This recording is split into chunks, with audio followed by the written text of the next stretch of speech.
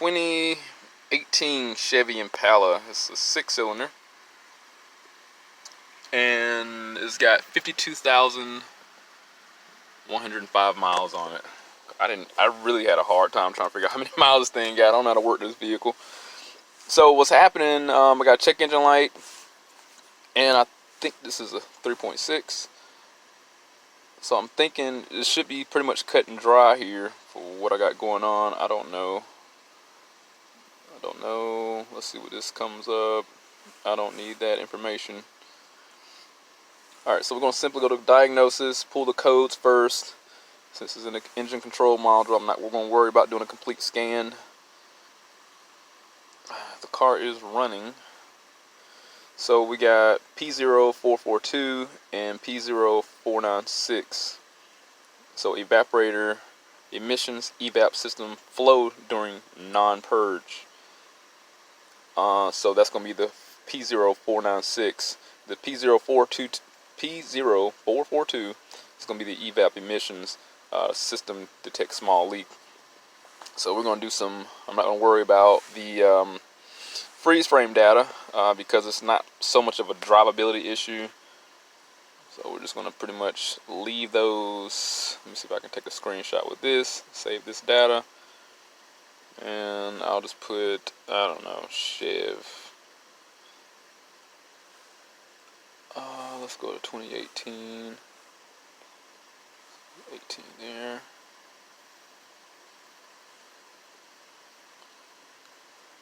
Alright, so we go back. I'm going to clear these codes out. Alright, so they're cleared.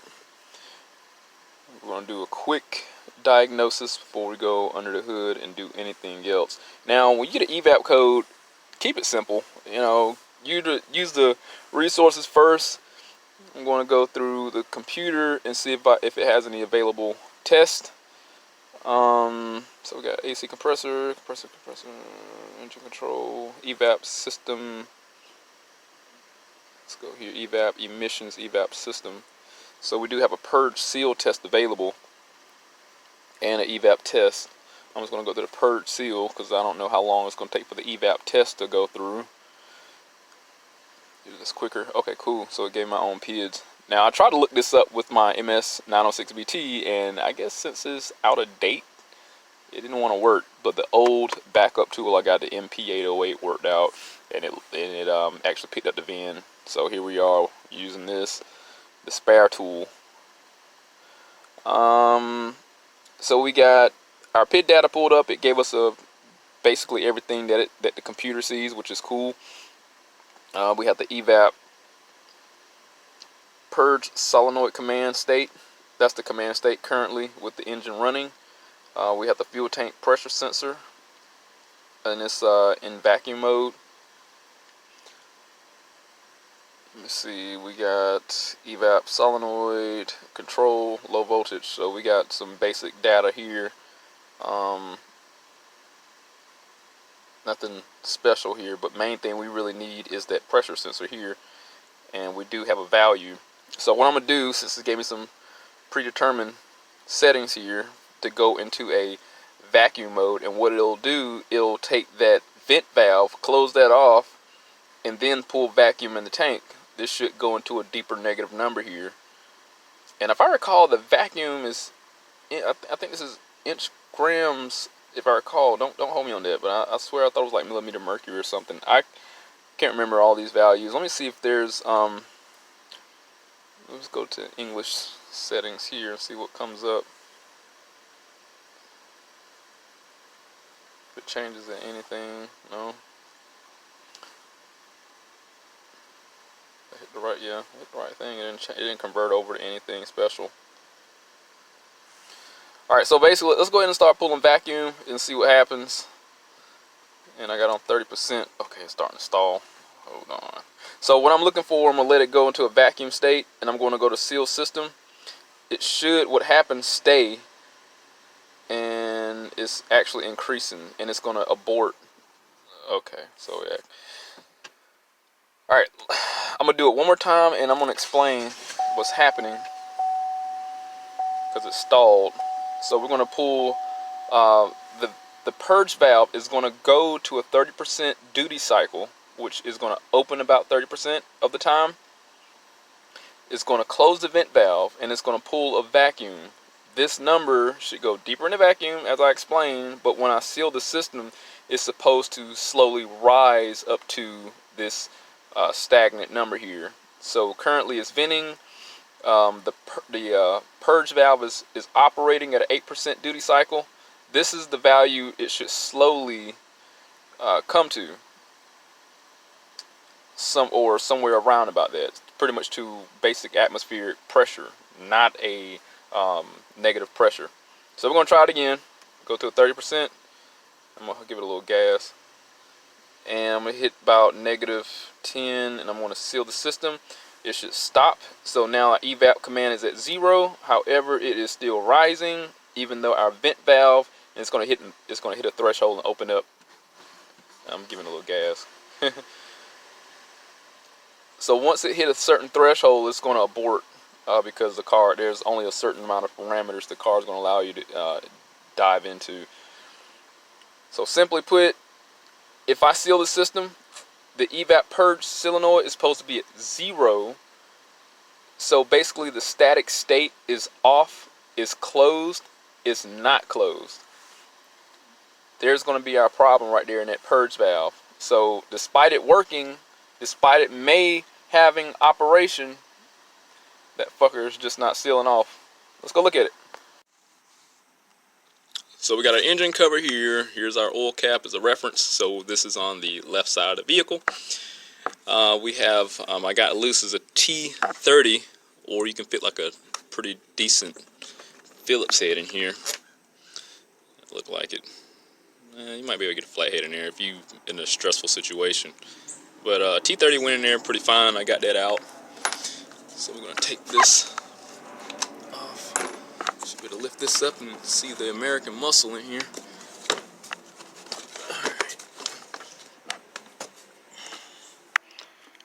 Alright, so we got the engine exposed here. Our evap purge valve is going to reside back here. So here's the throttle body. It's going to right here be to the left of the throttle body connector here. So I'm going to work on getting, I might not have to pull this out, but I should. I'm going to go ahead and pull this air box off. So we're going to move this air duct. This is the mass airflow sensor. And it looks like I can use a Phillips or better yet a flathead to get those off. And I can just simply remove the coupler and get the air box off for the air filter housing. Alright, change of plans here. It's like 1, 2, 3, 4, 5, 6, 7 screws and a Christmas tree I gotta pull out just to get the air box off, and I can just simply take off these 2 couplers, well, these 2 hose clamps, and remove this connector. Just push down and pull up, and that should have been it. Like, that's a lot of stuff to take off. I'm gonna see if this will work out. I have enough room.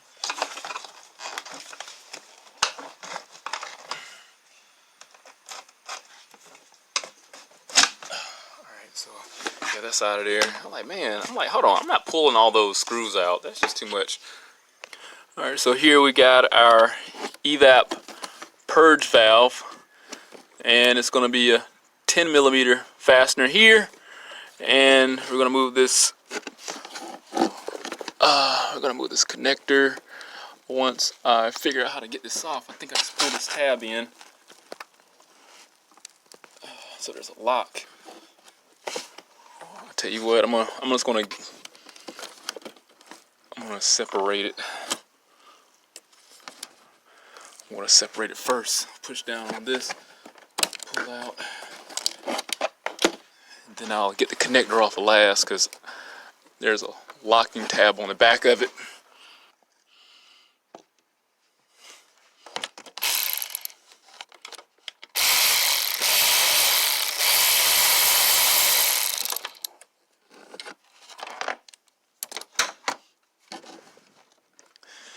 It should just like slide right on out. feels like. I feel like it's just an O-ring on the end of this. Okay, so yeah, I was right. Well, what do you know? These are just extremely rare cases. So here's that connector I was referring to. Okay, I thought it was a locking tab on it. It seems like it can simply just push down and separate. Cool. Alright, we got the EVAP purge valve exposed, and superficially it looks normal. Don't seem like anything's abnormal with it, but what I'm going to do, I'm going to blow into it. And as I mentioned when I was in the car, the static state of this when off is supposed to be closed, not open. And I can blow through it. But don't take my word for it, because we're going to hook up this cheapo smoke tester, and I'm going to show you that she is screwed up. For those of you wondering what the battery is, it's going to be sitting right under that box where the computer is right there. I'm going to use the battery power to power or to activate my smoke detector.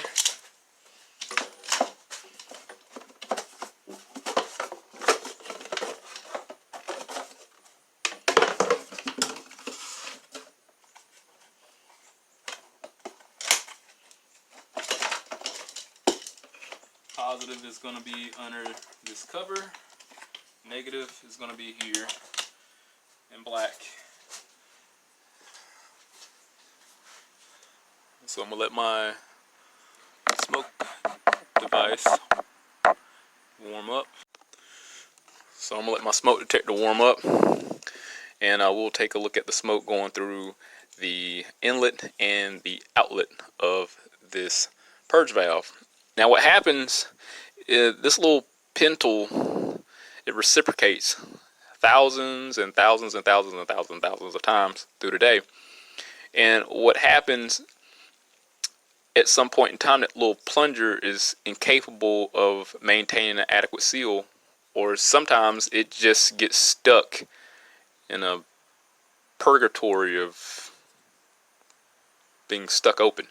I mean, I guess we could take this apart and see what happens, but if it's, I don't know specifically what happened, but if a solenoid typically breaks or wears out, it just loses its clamping ability. It could be like a spring issue, or it could be a plunger issue. I don't know. It could be a lot of things that cause this to just get stuck open. No, nothing's loose in there. The pintle isn't dancing around in there.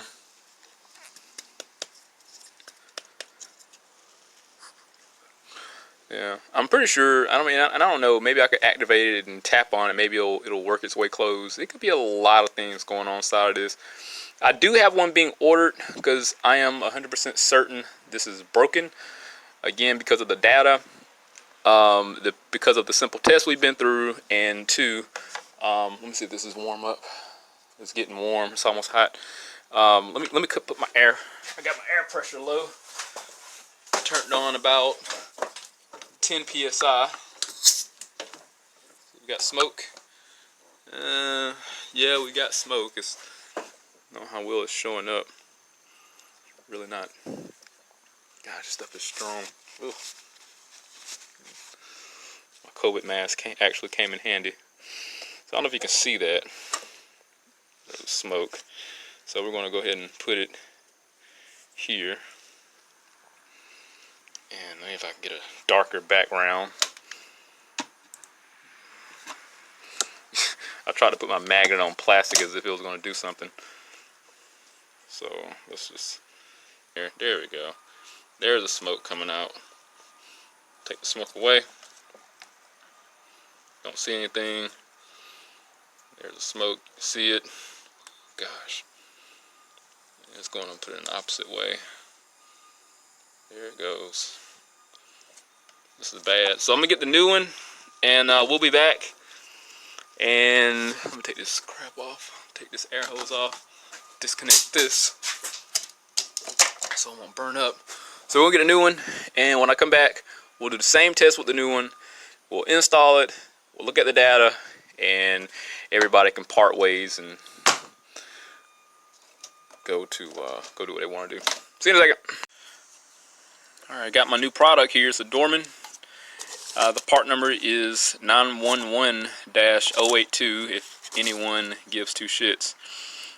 This is a new product, obviously, and we're going to smoke test this, and I'm going to show you ecstatic state at the current state with no power. And so we're going to show you that. Now, unlike the other one, this should retain closed at its current state. Put this off to the side. Now, I did some dissecting with the other one, and this is no longer functionable. It is just not going to work ever again because I got my hands on it. This sat in here a lot similar to this fashion here. Now, I thought it was like a little pin tool that goes in and closes it. It is, but it isn't. This is like an electronic diaphragm, like a little bag in there. So what happens is this opens and closes thousands of times. It reciprocates back and forth, and what it does is, since this is the portion that connects to our intake manifold, this rubber gasket here, let's see if I can get it to zoom in. So this rubber gasket is what ensures that mating contact on this flat surface here. And it doesn't look like the plastic surface deteriorated. You know, I didn't cut around there, obviously. It's just the housing I tried to cut to extract this solenoid. But it may be because the solenoid may, like, I know this piece was kind of sticking out, but I don't think that had anything to do with it. It could have been because of the outer housing. Maybe this came off, this rubber portion here, and it got wedged, and it prevented from closing all the way. Not sure. Now there, you know what? There is. I don't know. I don't think I did this. It could have been. Whatever this does, this outer rubber portion here. Not sure if it helps to absorb some of the contact to prevent noise, excessive noise, or if it is there to ensure that that gasket doesn't extend too far out to prematurely compromise itself. Don't know. I can only provide you with my conjecture.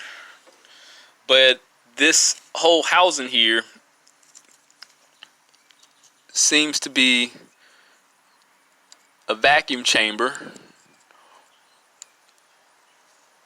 and the only thing, or just a chamber just in general, and the only thing like this does is just ensure a proper seal here where it makes the outlet to go into the intake. So inside of here we have our connector. It seemed like the housing is, I don't know how this, I don't know if the housing is built around the cylinder. I don't know. I would imagine you have a half here, and the solenoid will then slide in there, and maybe this half here is then glued on. That's my only assumption there. So I guess that's how that's assembled or manufactured. So I don't know. This is my assumption here. But we're gonna get this new one installed. Now we know how this operates. I mean, it ain't like we can fix it or anything. I don't know if anybody would want to go through the extent of having to fix it. It's really not that expensive. And it's not that expensive in the parts store, surprisingly, especially being that this car is a 2018. Again, this car has 51,000 miles on it. Oh, shoot, I didn't know this came out like that. Anything assembled can be disassembled, I say. Could have been because of this spring here losing its ability to extend out. I don't know. Because I mean, when you do close it, the spring does close, and I mean, I guess over time it loses its tension. Alright, let's get this new one installed and test it. Alright, I got my smoke machine working. Gosh, this stuff is strong. So really quick, I'm going to put it into the outlet, and we can see here there's no smoke coming out our purge valve, and actually it's holding pressure. On the opposite end here, nothing's coming out, and it should be holding pressure. Cool. Alright, I'm gonna get everything installed in reverse order, and then we'll look at the data and conclude the video.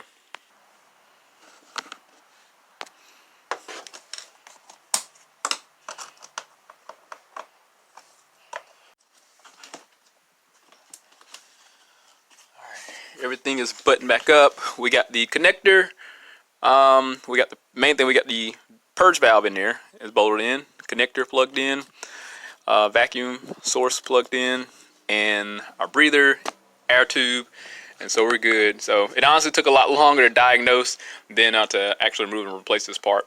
Now, well, one of the guys at O'Reilly's, we got talking, and hey, if you're watching, hey, hit, say something in the comment section. I'll give you a heart and a like, and give you all praises and shit like that. But look, it made me think about the situation we're addressing right now, and why we don't have a light in regards to the purge valve. Now, here's the thing: the cars don't know exactly for sure what's going on. That's why we have various sensors. It has interpretation to the best of its ability to what's going on. The pressure sensor in the EVAP is very integral. I mean, that's what. That's the information that it utilized to know that if it's capable of holding vacuum or not. In this case, we had something stating that there was a leak somewhere, which could have been a plethora of things. Could have been the vent valve, charcoal canister, purge valve, or hoses, or fuel cap, anything. And it could have been a lot of things. And that's why, it's important to smoke test and diagnose your vehicles. But the reason why we did not have a fault for the valve itself was simply because, in most cases, it's circuitry. The voltage, like when you disconnect the sensor, you have no voltage reference. So you have voltage going into the circuit, 12 volts, and it coming back out as a bias voltage. So it's like an unusable voltage, but that voltage is utilized as a reference source, meaning that the vehicle, based on the computer logic, it knows how to take what it sees and know that there's something there. So it's backfeed voltage, just unusable. So it knows the circuit's connected. So that's why we didn't get anything pertaining of purge valve. We had something regarding a leak because the circuit worked. The circuit was hooked up. We could hear it working. It's just the car isn't quite that intelligent enough to know that there's something wrong with that valve itself and is causing a minute leak. So hopefully that makes sense. So basically, when you generally get a code for a part, it's still guesswork for the vehicle based on how the engineers program it. Generally, you're going to get something to the best of its ability, not a precise determination of what's going on. It's an assumption. That's why it's important to diagnose a vehicle. That's why when people put parts on the vehicle, it don't work. They just go and replace what's common. So, we got to diagnose our stuff. But let's look at the live data and see what's going on, because I know this is a fix, and I'll explain further. Alright, just got the car started up, and I still should be able to have my screen pulled up. Let me see if I can go back into EVAP purge seal. I'm not going to clear any codes. I think I already did that already, but that's irrelevant right now. So what we want to look for is this fuel tank pressure sensor ability to sustain vacuum. So it's going to go into a negative pressure, and it's going to slowly ascend, because it's in a vacuum state low. It's going to go higher to an atmospheric pressure. So once we enter about say about -10, it should be able to climb back to 0, or at its state right now, really slow. Alright, so let's go ahead and pull 30% duty cycle. And you know what? It's going actually slower at 30% than it was at with the old valve on there. So I'm gonna, as soon as I hit the 10, I'm just gonna press seal. I'm gonna seal the system. And look how slow it's going now. It's holding the vacuum a lot better. Because before it was continuously rising. Now it's slowly ascending to atmospheric pressure. This is fixed. I'm not complaining about it. Now in some cases where you seal the system and it rapidly ascends to atmospheric pressure, then you have something that's not capable of holding the seal, so you have a leak. This case, what we're dealing with, it continuously went deeper into vacuum to the point where it aborted the test, which indicated we had a leak.